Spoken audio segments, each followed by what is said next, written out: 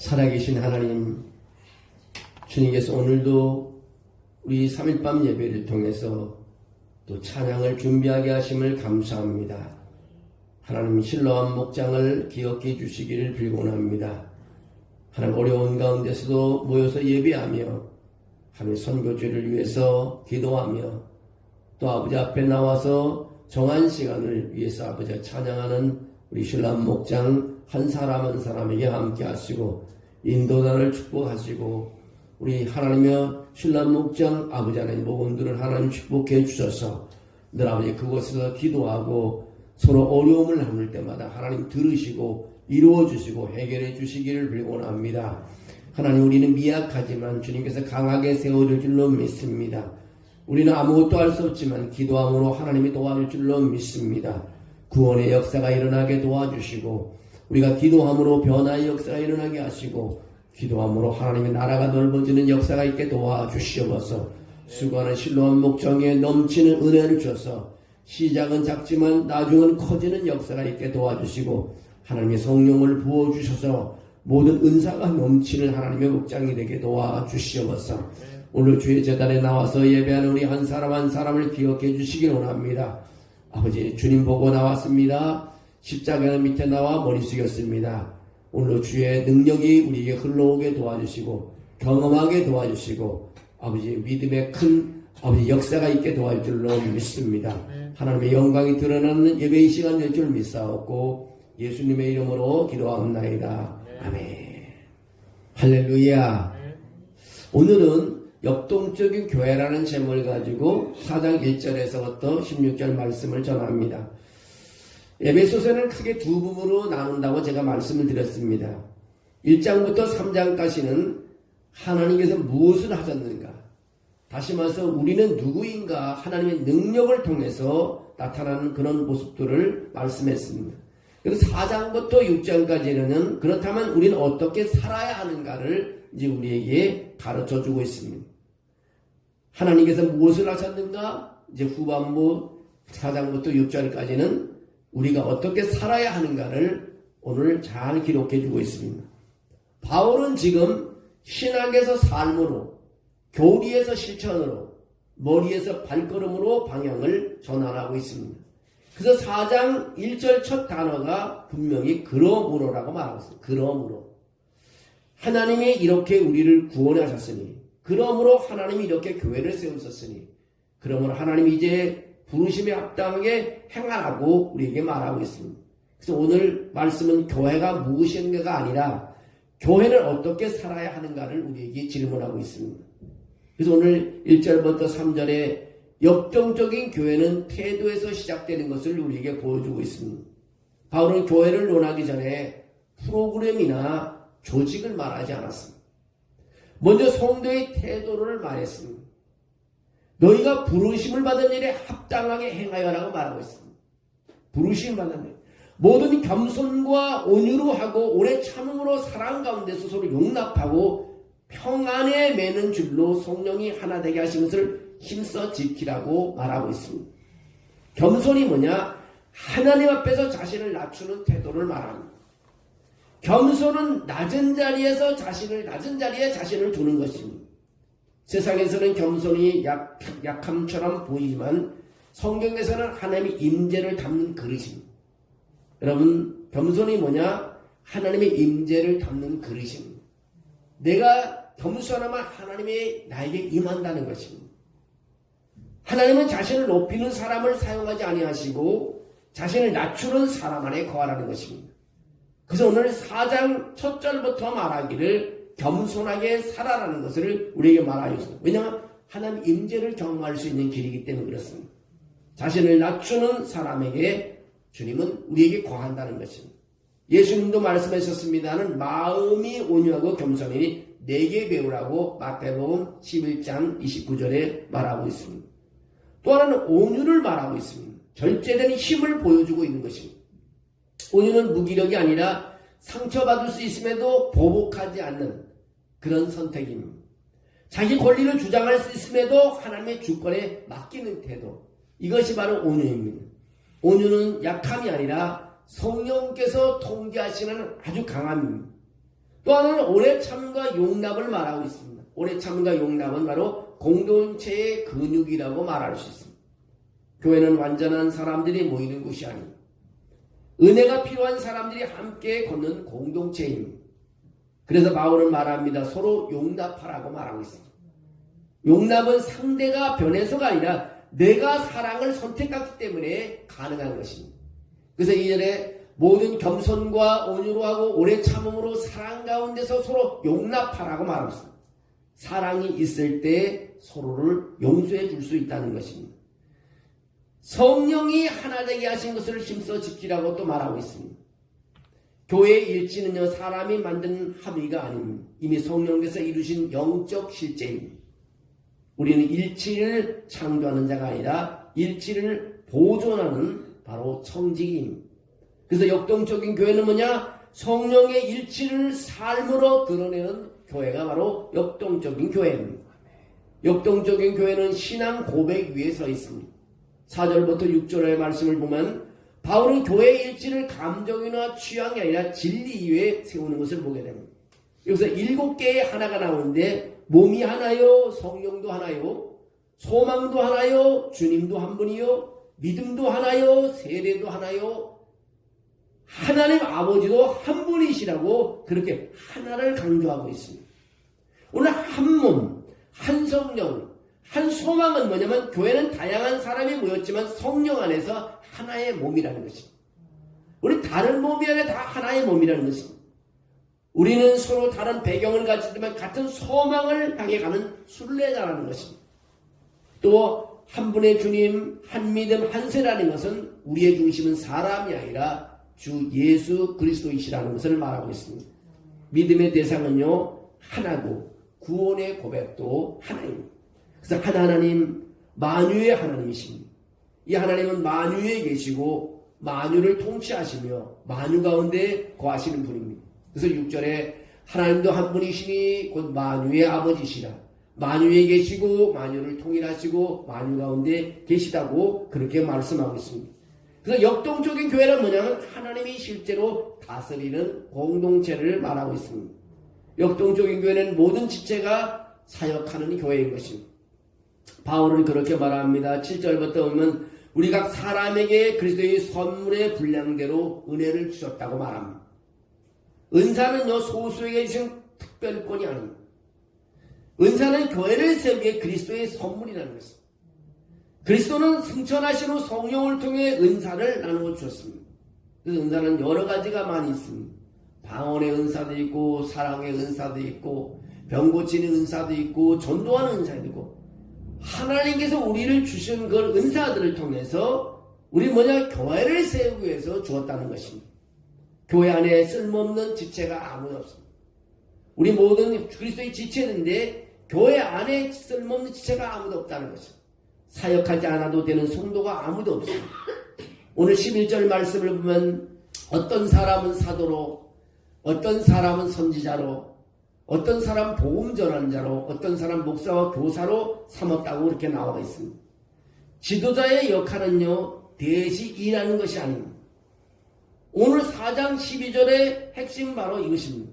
4장 12절에 보면 이는 성도를 온전하게 하여 봉사의 일을 하게 하며 그리스도의 몸을 세우려 하심이라고 말하고 있습니다. 오늘 11절에 읽었던 것이 바로 이겁니다. 이는 성도를 온전하게 하게 하며 봉사의 일을 하게 하며 그리스도의 몸을 세우게 하려 하심이라고 그렇게 말하고 있습니다. 오늘 지도자의 역할은요 성도들을 사역하도록 준비시키는 것입니다. 교회는요 목회자가 일하고 성도는 구경하는 곳이 아닙니다. 모든 성도가 사역하는 몸이거든요. 모두가 그리스도의 지체들은 모두가 움직여야 됩니다. 이것이 아닌 제사장직의 실제적인 적용이라는 것입니다. 역동적인 교회는요 성숙을 향해 자라나갑니다. 보시죠. 13절에서부터 16절까지 말씀을 읽어드리면 얼마나 놀라운지 어떻게 자라나 보시죠. 우리가 다 하나님의 아들을 믿는 것과 이는 아는 일에 하나가 되어 온전한 사람을 이루어 그리스도의 장성한 분량이 충만한 데까지 이르리니 14절에 보면 이는 우리가 이제부터 어린 아이가 되지 아니하여 사람의 속임수와 간사한 유혹에 빠져 온갖 교훈의 풍조에 밀려 요동하지 않게 하려 합니다. 15절에 보면요. 오직 사랑 안에서 참된 것을 하여 범사에 그에까지 자랄지라. 그는 머리니 곧 그리스도시라. 16절까지 한 번 더 읽어보면요. 그에게서 온몸이 각 마디를 통하여 도움을 받음으로 연결되고 결합되어 각 지체의 분량대로 역사하여 그 몸을 자라게 하며 사랑 안에서 스스로 세우느니라. 그리스도의 몸은요, 자라게 되어 있습니다. 모든 성도가 움직이는 곳, 사역하는 곳, 자라는 몸입니다. 그래서 성수원 개인의 영적 수준이 아니라 공동체 전체의 성장이라는 것입니다. 성장 목표가 있습니다. 믿음과 생각이 일치합니다. 장성한 사람으로 자랍니다. 그리스도의 충만한 분량까지 이룹니다. 교회는 더 깊은 일치를 향해 계속해서 자라고 있습니다. 우리가 만날 때마다 자라는 것입니다.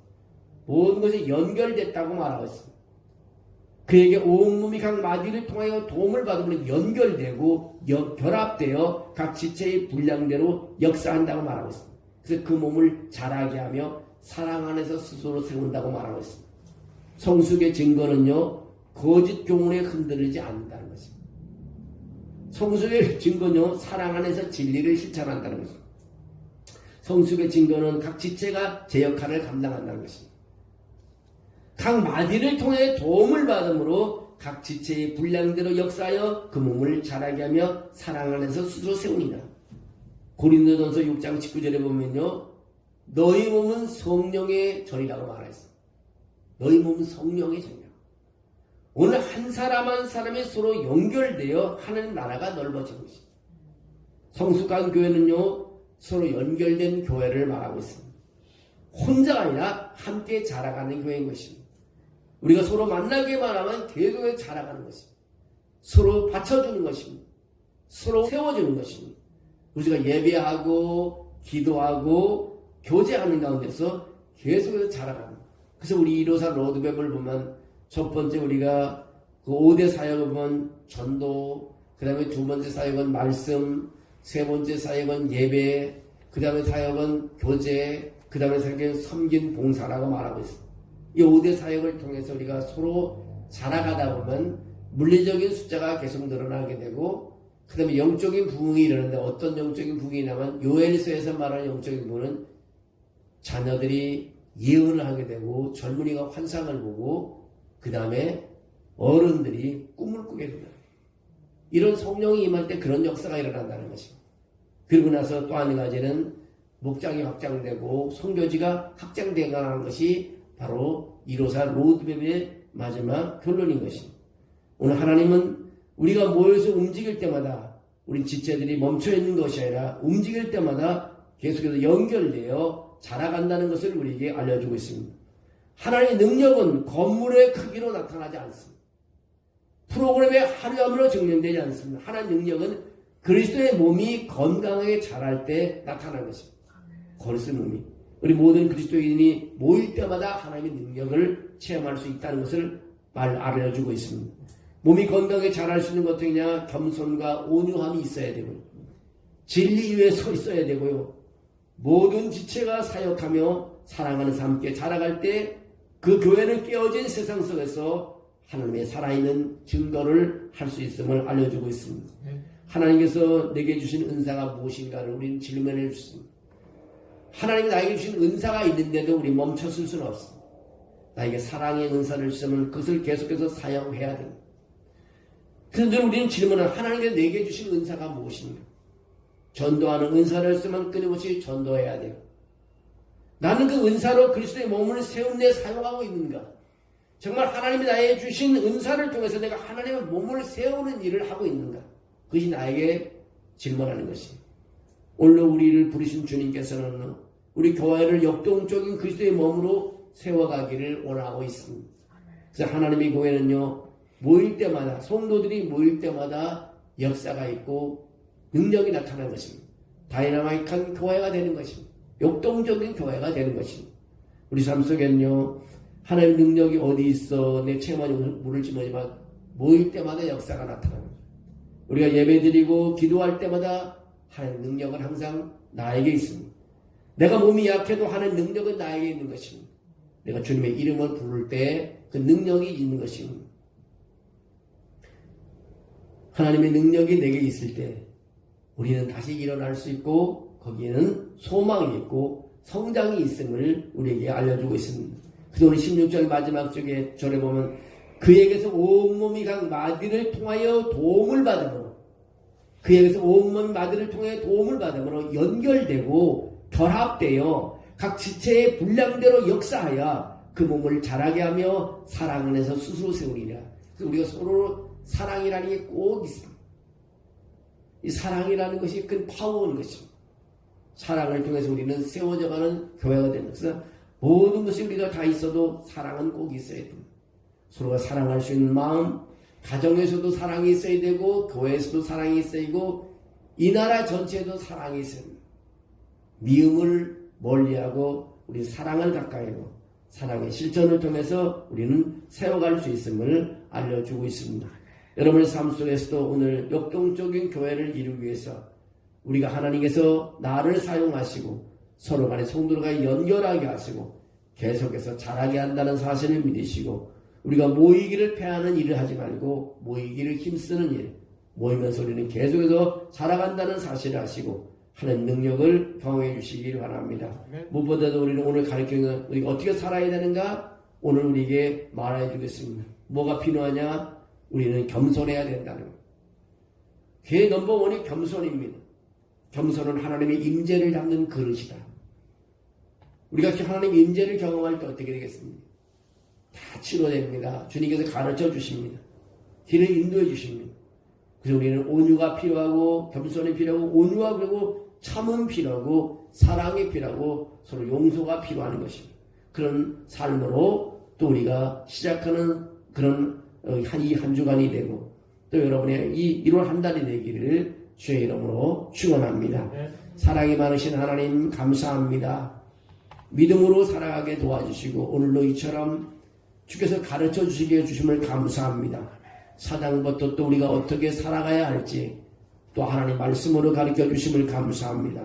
무엇보다도 하나님 우리가 겸손한 삶을 살게 도와주시옵소서. 하나님 앞에서 우리 자신을 낮추는 삶을 통해서 하나님 임재를 경험하는 삶을 살게 도와줄 줄로 믿습니다. 하나님 나는 마음이 온유하고 겸손히 내게 배우라는 주님의 음성을 듣게 도와주셔서 그 음성을 통해서 우리가 자라는 삶이 되게 도와주시고 하나님 능력을 체험하는 삶이 되게 하시고 늘 아버지 하나님 넘어지지 않고 길을 가는 삶이 되게 도와주시옵소서. 늘 에베소서를 통해서 우리가 한 절 한 절 말씀을 읽어갈 때마다 놀라우신 하나님의 능력을 발견하게 도와주시고 내가 그 삶 속에서 하나님을 경험하는 삶이 되게 도와주시옵소서. 오늘 이 말씀 붙잡고 승리하는 우리가 될 줄 믿사옵고 예수님의 이름으로 기도하옵나이다.